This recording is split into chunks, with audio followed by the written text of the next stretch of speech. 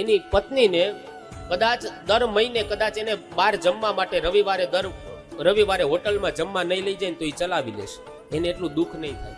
દર મહિને 6 મહિને નવી હાડી નવો ડ્રેસ નહીં લઈ દે તો એ સહન કરી લેશે, એને દુઃખ નહીં થાય.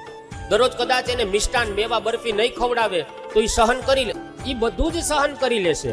પણ સ્ત્રીને જ્યારે એવી ખબર પડે કે મારા ઘરવાળાને મારા કરતા અન્ય સ્ત્રીમાં વધારે પ્રેમ છે, જગતની કોઈ નારી શક્તિ આ સહન ન કરી શકે.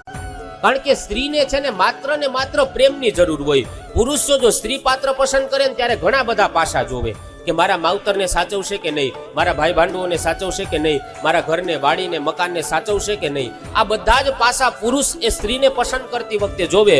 પણ સ્ત્રી માત્ર એક જ પાસું જોવે કે હું જેની સાથે લગ્ન કરું, જેને મારા પતિ તરીકે સ્વીકારું, એ મને પ્રેમ કરશે કે નહીં. કારણ કે સ્ત્રીનું જીવન છે ને એ લાગણી પ્રધાન જીવન છે. એ માત્ર ને માત્ર એને લાગણી